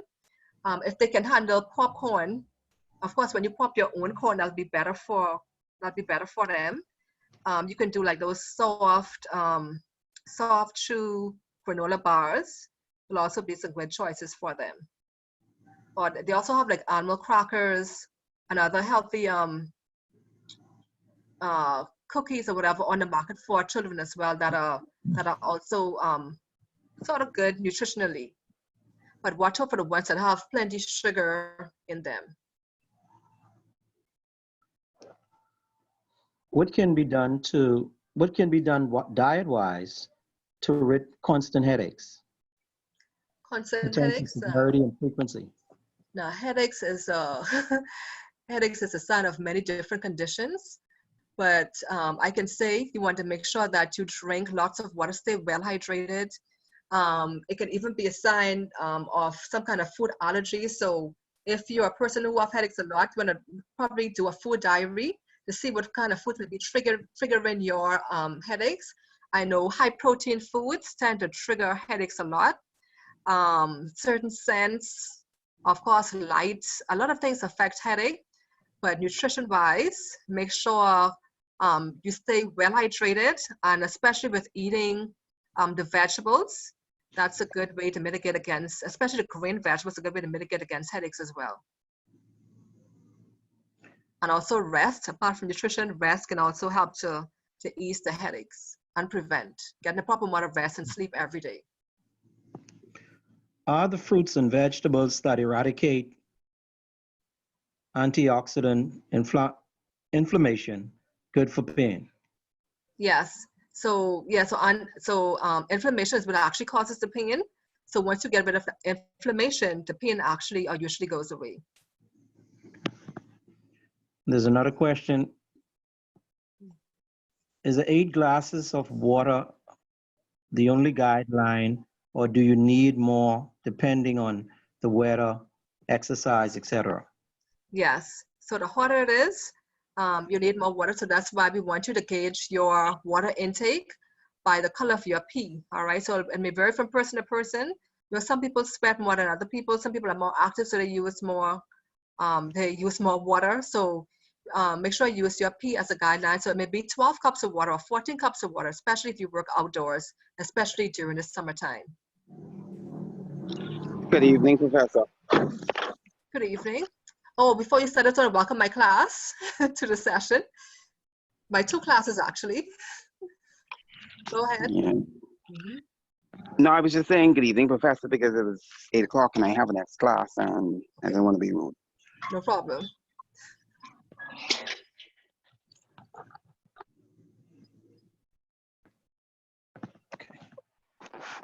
Should we be cooking with aluminum foil? Oh, I'm happy you brought that up. If you cook with aluminum foil, but it's best not to. But if you do, you want to make sure that you put the food on the dull part of the foil as opposed to the shiny side of the foil. All right, because what is believed that is when you cook with it, the heat actually activates aluminum in the foil, and it actually goes into the food. And of course, aluminum is one of those metals that is implicated in causing dementia and Alzheimer's disease. So try, if you use foil, use it for cold foods or room temperature foods as opposed to actually heating or cooking. Well, you can't really heat it in the microwave with it. But if you put it in the oven, because there are some foil pans also, I advise you not to prepare foods in those, but prepare foods in glass pans or any other kind of metal pans as opposed to aluminum pans. Thank you. It's not only that. Like I was looking at my baking powder, and I found that aluminum is in that as well. So it's like it's hidden in a lot of places in our food, and we don't even know it. Yeah. So what you do is buy the aluminum-free baking powder. That's what I'm trying to do now. Right. So that's the Rumford and the Argo. I know those two are aluminum-free. So that's why. Go ahead. What's the next one? Rumford? Because that's the one that I got. Okay, and Argo, A-R-G-O. Oh, okay. Yes. So that's why it's good to actually be in the habit of reading knowing what's in your foods, and make sure that when you actually pick up your food, the shorter ingredients list is, the better it is. When you see those long ingredients lists, 2 to 1, it ain't the best food for you to have. And make sure there's simple ingredients that you can pronounce, right? And make sure also that you recognize those ingredients as being actual food. Yes, all right, not a bunch of chemicals and those other things. Somebody asked the questions, are microwave safe to use? It can be once you follow certain guidelines, like when you make sure choose the appropriate plates. Do not use any kind of plastic plates in the microwave. Ceramic or glass would be the better ones, and also you want to cover your foods when they're actually being microwaved. But of course, the best is always to heat it up on the stove. So microwave would probably be like second best, but use it as less as possible just to be on the safe side.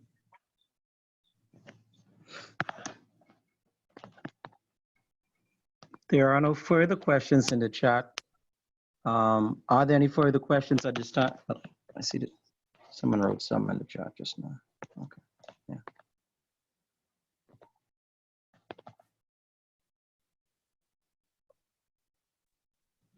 Hello, good evening.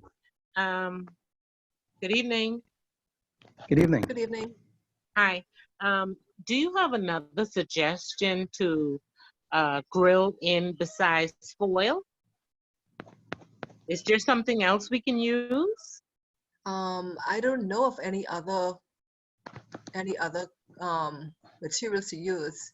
But if you do use it, make sure the dull side is what the food is on, and the shiny part is outside.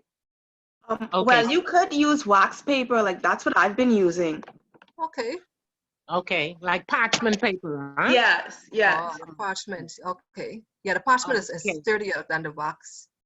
Okay, yeah, I think so. And about the grilling, you're referring only to the coals that you grill on, or also, or it's okay with your natural wood? It's mainly the coal that I've heard about. I've never seen any information on the natural woods. Okay, all right. Thank you. You're welcome.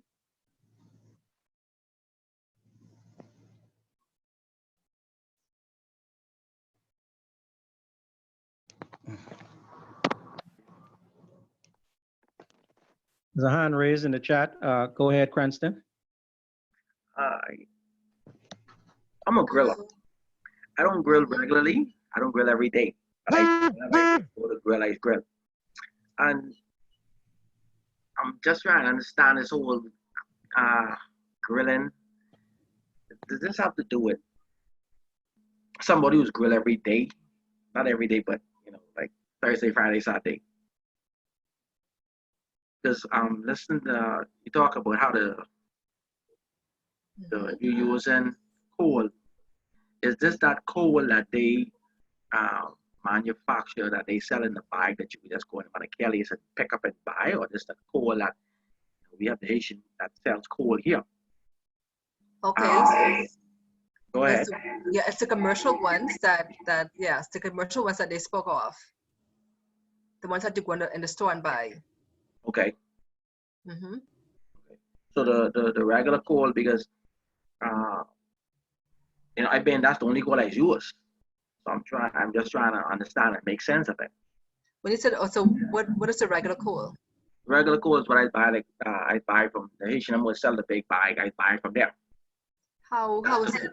That's the coal that they burn. That's the coal that they burn, and then they allow it to out, and then they package it to sell. That's only how different is that from the commercial ones, the ones that you buy from the store? Well, the commercial one, more likely, I believe they put chemicals into it to keep it burning. Compared to that one, that is burned. Because my friend live up on Cowpen Road, and I've been up by his house one evening where they was burning coal, and that's just like wood that the regular pine wood that they get from the trees and all that. Okay, so also for safety purposes, just try to protect your food as much as possible too, because you may not be sure of the effects it's actually having. So it's good that you don't have it every day. So if you have it every now and then, it may not be as bad to your health, but just try to use as much protection when you're actually grilling your foods, but particularly the meats that have the fat. The animal fat is the main thing that's harmful. What about, I saw also you said something about tap water. But drinking tap water over drinking bottled water. Okay, so whichever one you're fine with drinking, that's quite fine. According to the Ministry of what people name? Water and sewage? Water and sewage, yes. According to them, the tap water is safe to drink. So, so if you want to drink the tap water or if you get bottled water, that's quite fine. Whichever one suits your fancy. Oh, okay. There's one more question in the chat. What is gluten, and is it good or bad for your health? Okay, so gluten is just a protein that's found in wheat. And what happened is that some companies who actually grow the wheat, what they do to actually protect their crop from pesticides, what they do is actually inject certain things or hormones, or no, I shouldn't say hormones, but some substances in the wheat to make it pest resistant. And as a result of that, when people eat that, it actually makes them sick. And that there have also been some claims that some of the wheat is genetically modified. And so when foods are genetically modified, they add other things that are not there naturally in the food. And so when some people eat them, they actually get sick. Now, we have some persons who are gluten intolerant, or they have celiac disease. That means they can't tolerate that type of wheat, that GMO wheat. And so they actually have a lot of pain, a lot of bloating, a lot of gas. Sometimes they break out, their skin break out. And so some of them get really, really sick when they actually consume those types of foods. And so you will see a lot of foods on the market now that are gluten-free. So they wouldn't have that particular protein or which is gluten, they wouldn't have that particular food in it.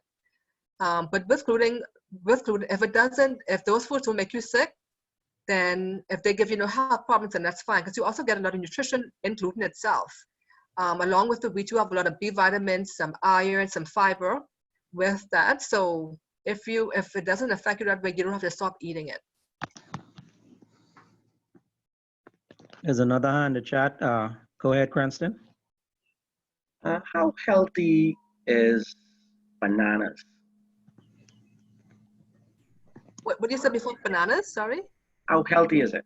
How healthy it is to eat bananas? Oh, bananas are excellent. Bananas are very nutritious food. Has a lot of B vitamins, some nice sugars in there to help get your energy up, and especially good recovery food for athletes. Even for women, like during their periods, it provides a lot of B vitamins and that good source of energy for the body. Also, it's a good food for persons who have like tummy aches. It's easily digestible also. And I even read somewhere, but they actually said you can actually replace a cup of coffee with a banana. And so it has the potential to give you that amount of energy and alertness as a cup of coffee, or even more, I should say, than a cup of coffee. So bananas are really, really good.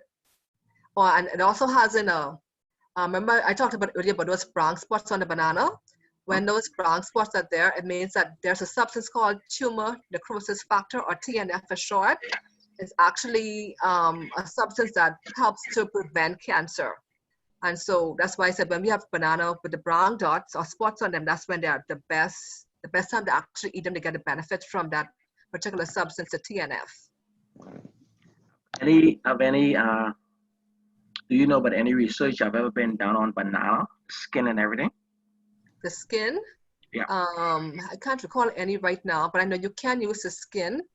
People use it. They say you can rub it on your teeth. You can use it as a teeth whitener. You can use it as a mosquito repellent. Of course, the skin has a lot of fiber in it as well, so it's good for the gut, especially if you got bacteria. So the whole fruit is really good. You know that they spray banana to help them to get ripe. Yes, with ethylene gas. Yeah, so hopefully that doesn't penetrate all the way through to the banana. But of course, we want to make sure have as much native bananas as possible, and native fruits as possible for that matter. Ms. Smith, I wanted to ask a question. So I want to know more about like mucus. Like, how is mucus generated in our, like, created in our bodies, and like what foods like help to trigger the mucus? Because I know like mucus is really bad as it relates to health. Yeah. So like how is that created or like produced? Okay, I can't remember the full scientific basis right now, but mucus comes about when there's inflammation in the body. All right, it almost comes about almost as a protective mechanism, but once it gets to a whole high level, it actually not becomes so good for us. And the foods that produce those mucus will be the ones that cause inflammation. I'm trying to find the slide right now. So that's the refined foods, the junk foods, the processed meats, so the ones on the right-hand side of the screen. Those processed meats, casein that's found in dairy foods, gluten also there, that's the GMO gluten. The regular oils that we normally use, the vegetable oil, the corn oil, those type of oils, fried foods, meats and dairy, fast foods, and those sugar-sweetened beverages and foods, they're the ones that cause inflammation, and that will cause a lot of mucus development also. As they will try to stay away from those foods as much as possible. And eat more real foods and more whole foods.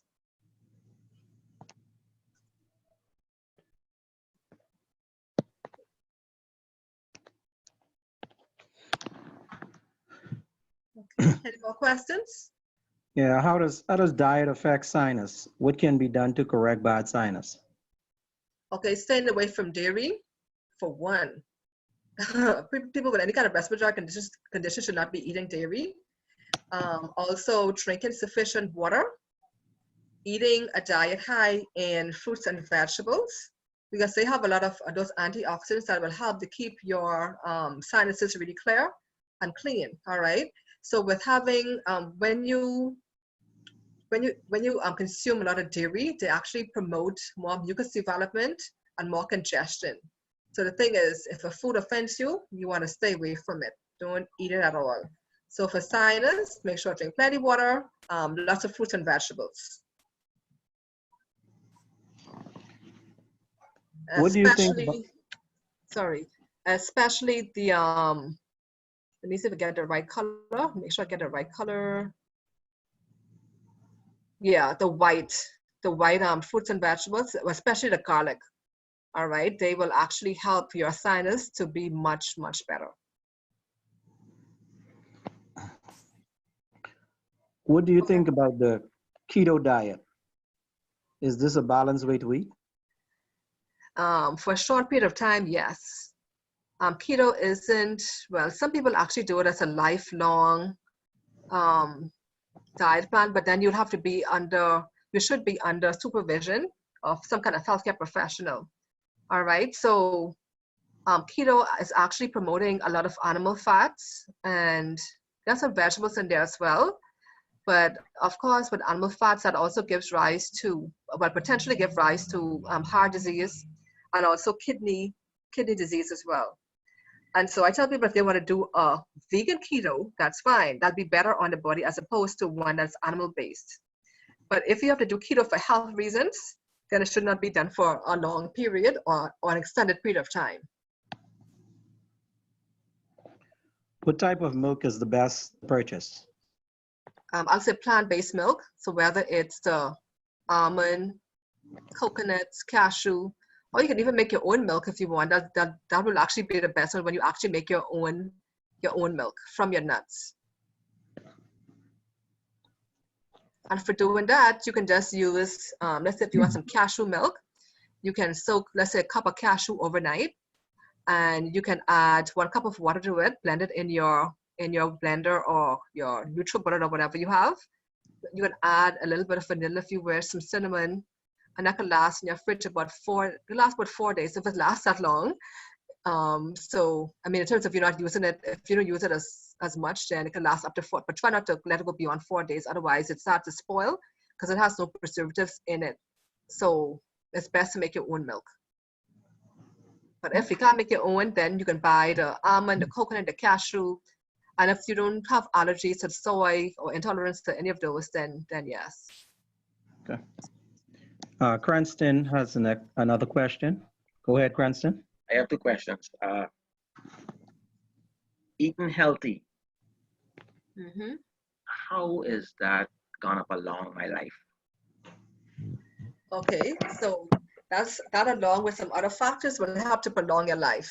So what foods provide, well, foods is like the fuel for your body, all right? If you don't have good quality fuel, then your body will not be healthy, all right? So foods provide the energy, the nutrients, like the vitamins, the minerals, the fiber that your body needs to be healthy. Yeah, so once you have those in the right amounts, then they will actually be better for you. What I did mention earlier, try not to skip meals and make sure you eat your meals on time. All of those are important when it comes to proper nutrition or proper diet. And they also lower or decrease your risk for having those chronic illnesses like diabetes, high blood pressure, some forms of cancers, high cholesterol. So your food goes a long way in protecting your overall health. As I mentioned, along with exercise, with water, getting fresh air, being temperate, all of those help to prolong your life. Okay, also, with me, I'm a person like this. I became extremely bored with food. What? Okay. Extremely bored with food. Okay. That if I don't remind myself to eat, I can go without eating. What? And I have to literally remind myself unless I get a headache. Because you grow up eating the same thing over and over again. Mm-hmm. And even right now, as adults, you're still eating the same thing over and over again from Sunday to Sunday, from Sunday to Sunday, from Sunday to Sunday. Mm-hmm. Same thing over and over again. Nothing Yes. changed. You might add 1 or 2 things. Some people might take chicken and do it in a different way. It's still chicken. Yes. You see? So I've become extremely bored with food. Okay, so get creative. It's still the same thing. You might just change it. You might just change it now. I'm looking at some that now gets my attention with food. Okay. And even like going and finding recipes online, how to prepare, let's say for example, cauliflower, because cauliflower we just probably steam it or eat it raw. So you can find different ways to prepare cauliflower to make it probably even more appealing, more appetizing, even more tasty. Even with cauliflower too, you can actually use cauliflower as you can use mashed cauliflower, right? You can make cauliflower into mashed cauliflower rather than mashed potatoes. All right, and so it's being creative, going finding new recipes. Even like sometimes when you travel, you can see different ways people prepare different types of foods, and you can try it. So that's where you'll keep your meals fresh. Keep them appealing and not being bored with meals all the time. I look at some of the pictures that you had up showing the meals and all that, Mm-hmm. the portion that they should eat in. Those meals look very delicious.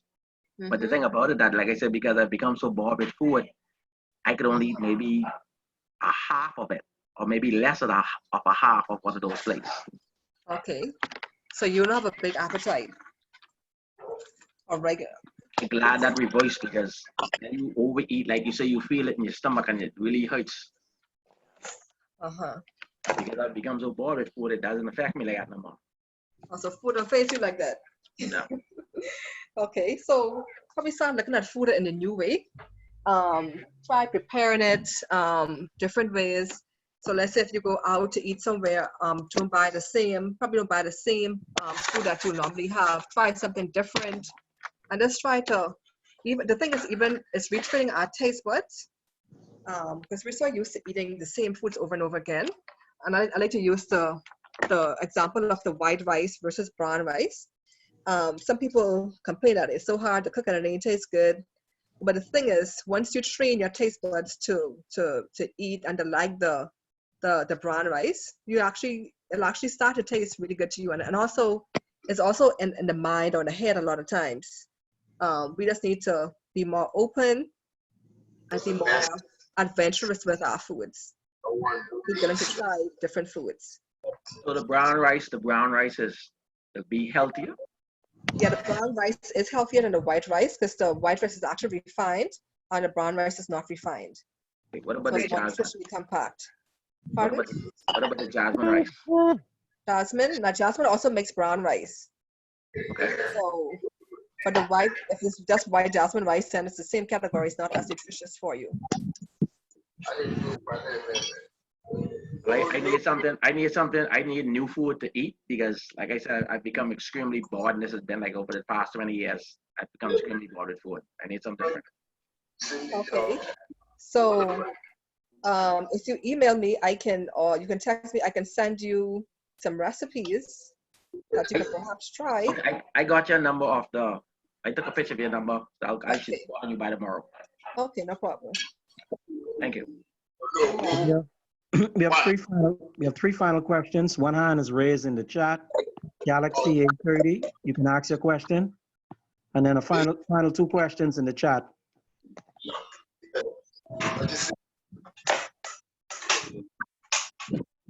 My wife. I am coming to meet my wife very soon. Just wait. Right?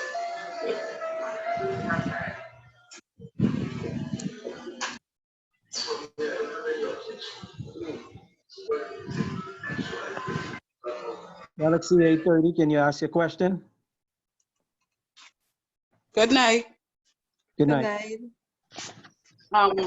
Does eating, when you're eating, okay, I have a problem with belly fat, and don't care what I do, I can't seem to lose my stomach. So I'm by nature more, I would say medium build, not really small. Okay. Does a cutoff, does losing belly fat have a cutoff time as far as eating? Like you have to have your last meal a certain time? Not necessarily. The thing is, with weight on the whole, the more calories you actually take in, is the more weight. If you're not burning off, the more weight you'll actually gain. So sometimes people tend to gain more fat around their abdominal section. So, and then we have certain shapes as well. So we have what we call the apple shape. They have more fat or more weight rather above their waist. And then we have the gynoid who have more fat below, more fat under also or below your the waist. But to help with that is doing aerobic exercises.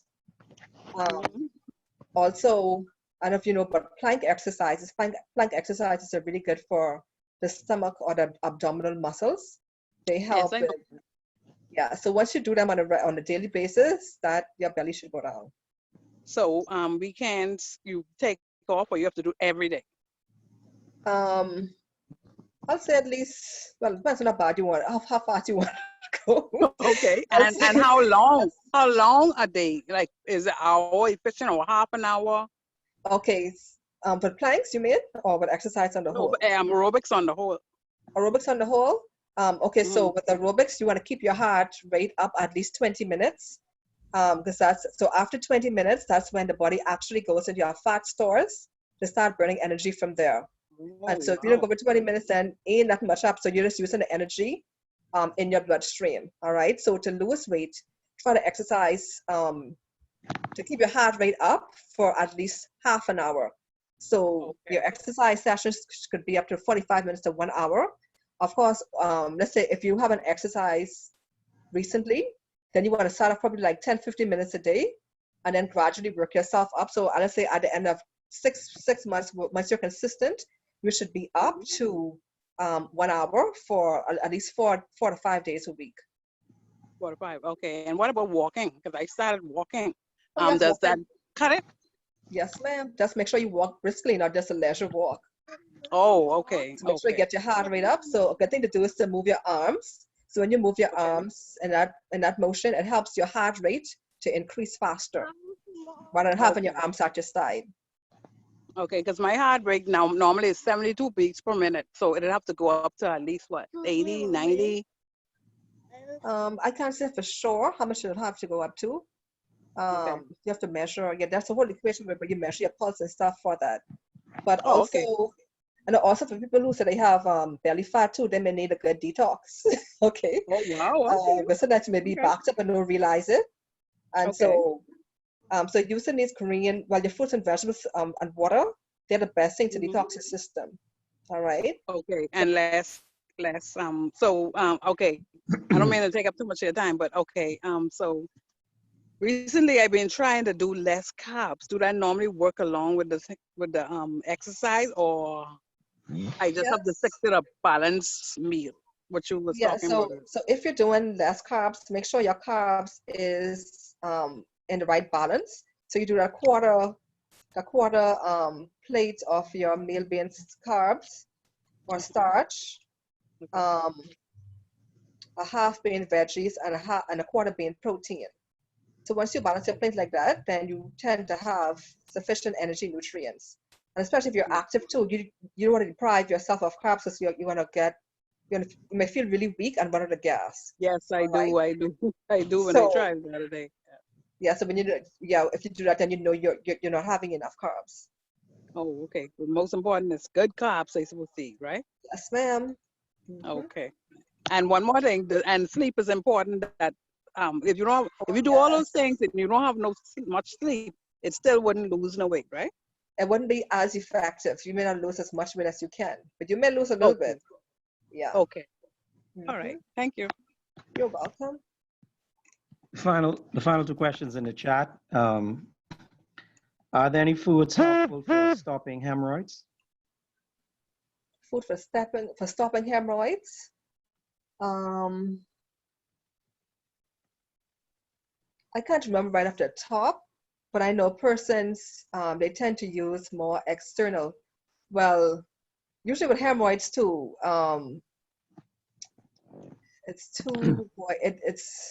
we usually do it on a case-by-case basis when it comes to hemorrhoids, because some foods that people may eat may irritate when it's time for them when it's time for them to defecate.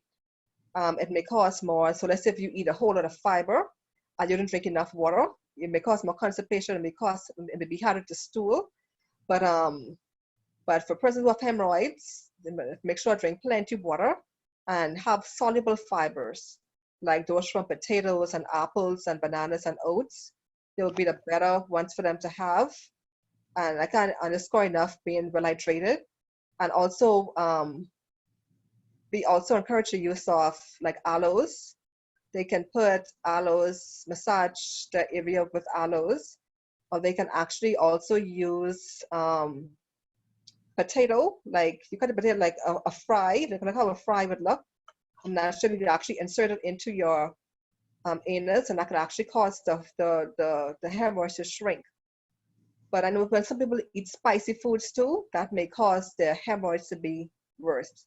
So that's why I've let people to keep a food diary. So whatever you eat, especially when you have an irritation, write down foods that you ate before that irritation, and so you would know whether that food is causing trouble or not causing trouble. And so that's how you sort of have to gear your meals.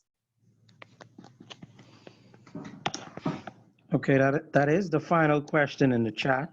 And I don't see any more hands raised. So we want to thank you, Shandera Smith, for your time and great and informative presentation on what's on your plate and how to eat a balanced meal.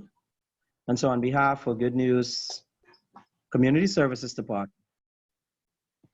we would like to thank you and the participants for your presentation and their participation tonight.